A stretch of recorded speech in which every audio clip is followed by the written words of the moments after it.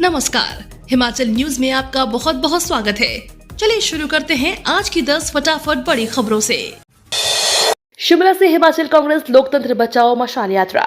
ब्रज मैदान में केंद्र सरकार और भाजपा के खिलाफ कांग्रेस मशाल जुलूस निकालने जा रही है, जिसमें सभी विधायकों को शामिल होने को कहा गया है। जुलूस भाजपा द्वारा सरकार को अस्थिर करने को लेकर निकाला जा रहा है। सीएम सुक्खू सहित पीसीसी चीफ प्रतिभा सिंह व अन्य नेता मशाल बचाओ अभियान में भाग ले रहे हैं।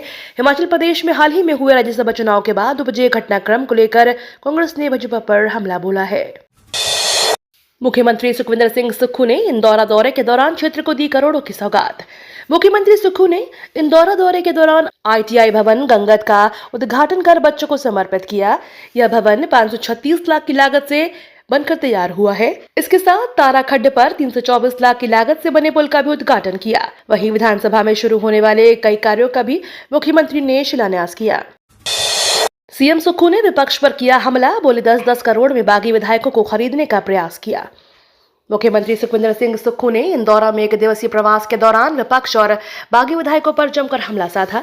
उन्होंने कहा कि पिछले साल प्रदेश में आई आपदा के दौरान हिमाचल को दूसरा घर कहने वाले प्रधानमंत्री और गृह मंत्री ने प्रदेश में आई आपदा को न तो राष्ट्रीय आपदा घोषित किया और न ही कोई धनराशि आपदा प्रभावितों को प्रदान की है। सीएम ने कहा कि मैंने अपनी आय से 51 लाख रुपए आपदा प्रभावित लोगों को दिए। इसके अलावा 45,000 करोड़ का आपदा पैकेज हिमाचल बाढ़ प्रभावितों को दिया गया। अनुराग ठाकुर बोले, एक दूसरे के कपड़े फाड़ने पर उतर आए हैं कांग्रेसी। केंद्रीय खेल मंत्री अनुराग ठाकुर ने मंडी जिले के टेहरा में कहा कि कांग्रेसी एक दूसरे के कपड़े फाड़ने पर उतर आए हैं और एक दूसरे पर एफआईआर दर्ज करवा रहे हैं। जनता के साथ झूठे वादे व सत्ता में आने वाले को यही सब झेलना पड़ता है। कांग्रेस की झूठी गारंटियों को लोग भली भांति समझ गए हैं और खुद को ठगा हुआ महसूस कर रहे हैं। उन्होंने टेहरा में नशा मुक्त सुरक्षा युक्त बाइक रैली में शिरकत की। अनुराग ठाकुर ने प्रदेश को करोड़ों की सौगातें देने के लिए प्रधानमंत्री नरेंद्र मोदी का आभार जताया। असम में सोलर प्रोजेक्ट लगाएगा एसजेवीएन। असम के सोनितपुर में एसजेवीएन ग्रीन एनर्जी लिमिटेड और एसजेवीएन की पूर्ण स्वामित्व वाली सहायक कंपनी द्वारा विकसित की जा रही 50 मेगावाट की सौर परियोजनाओं का भूमि पूजन असम के मुख्यमंत्री डॉक्टर हेमंत बिस्वा शर्मा द्वारा किया गया। एसजेवीएन असम में अपनी उपस्थिति दर्ज करते हुए 320 मेगावाट की 3 सौर परियोजनाओं विकसित कर रहा है। इसके अलावा असम के जिला सोनितपुर में ढेकियाजुली राजस्व क्षेत्र के अंतर्गत बरसोला ब्लॉक के ग्राम शीतलमढ़ी में 50 मेगावाट की सौर परियोजना विकसित की जा रही है। आचार संहिता से पहले बहाल करें old pension scheme. Himachal Pradesh में बिजली बोर्ड के कर्मचारी खुद को ठगा हुआ महसूस कर रहे हैं। जनवरी में मुख्यमंत्री सुखविंदर सिंह सुक्खू के नेतृत्व वाली सरकार की ओर से आश्वासन मिलने के बाद कर्मचारियों ने अपना आंदोलन तो स्थगित कर दिया, लेकिन अब तक ओल्ड पेंशन स्कीम की बहाली नहीं हो सकी है। इसके बाद राज्य सरकार ने कर्मचारियों को बात करने के लिए बुलाया और बिजली बोर्ड के कर्मचारियों को भी ओल्ड पेंशन स्कीम के दायरे में लाने को आश्वासन किया। हिमाचल में है सबसे ज्यादा स्नो लेपर्ड। हिमाचल प्रदेश के बर्फीले इलाकों स्नो लेपर्ड के लिए अब जीवनदायी साबित हो रहे हैं और हाल ही में नेचर कंजर्वेशन फाउंडेशन के द्वारा किए गए सर्वे में भी यह बात सामने आई है। नेचर कंजर्वेशन फाउंडेशन के द्वारा हिमाचल प्रदेश के कुल्लू, लाहौल स्पीति, चंबा और किन्नौर जिले में स्नो लेपर्ड को लेकर सर्वे किया गया, जिसमें पाया कि 44 बर्फानी तेंदुए इन 4 जिलों में ज्यादा सक्रिय रहे हैं और एक अनुमान के अनुसार इनकी संख्या हिमाचल प्रदेश में 73 बताई गई है। विधायकों के खिलाफ केस दर्ज करना दुर्भाग्यपूर्ण, सरकार वापस ले एफआईआर, बोले जयराम ठाकुर। पूर्व सीएम एवं नेता प्रतिपक्ष जयराम ठाकुर ने कांग्रेस के 6 बागी विधायकों के खिलाफ दर्ज की एफआईआर को दुर्भाग्यपूर्ण बताया है।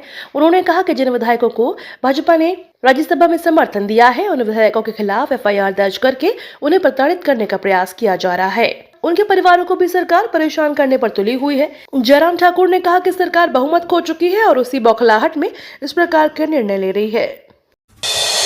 उल्टी दस्त और पहुंच गए अस्पताल। हिमाचल के गांव में पानी पीने के बाद 300 लोग हुए बीमार। टौणी देवी क्षेत्र के पास से अधिक गांव उल्टी दस्त की बीमारी की चपेट में आने के बाद मरीज अस्पताल पहुंचने का आंकड़ा 300 पार कर चुका है।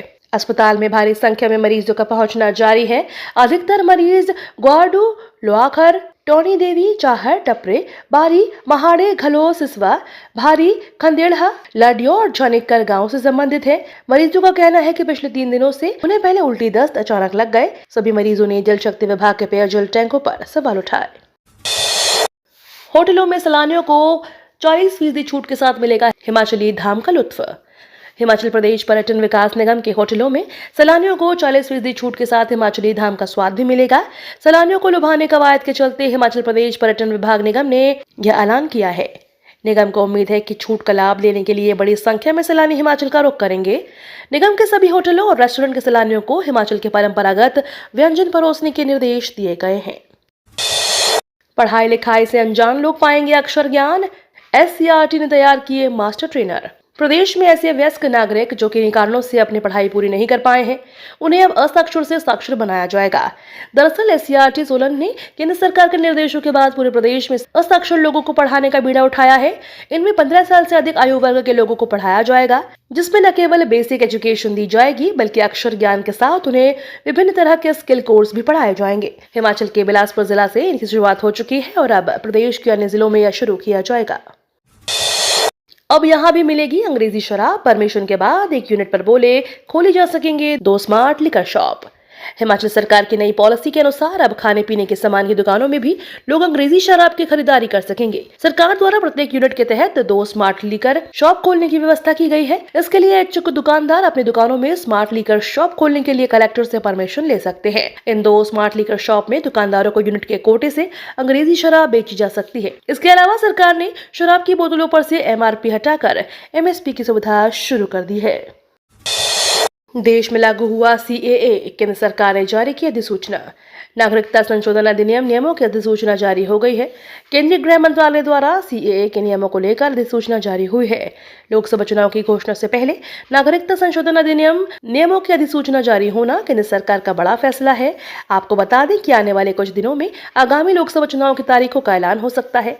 ऐसे में केंद्र सरकार द्वारा देश में नागरिकता संशोधन कानून के लिए अधिसूचना जारी करना मास्टर स्ट्रोक है।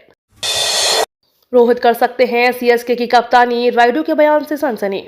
पूर्व क्रिकेटर अंबाती रायडू ने रोहित शर्मा को लेकर बड़ा बयान दिया है। उनका कहना है कि 2025 में रोहित CSK के लिए खेल सकते हैं।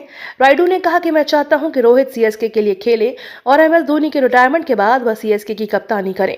रोहित अभी भी 5-7 साल क्रिकेट खेल सकते हैं। गौरतलब है कि MI ने IPL 2024 के लिए उन्हें कप्तानी से हटाकर हार्दिक पांड्या को कप्तान बनाया है।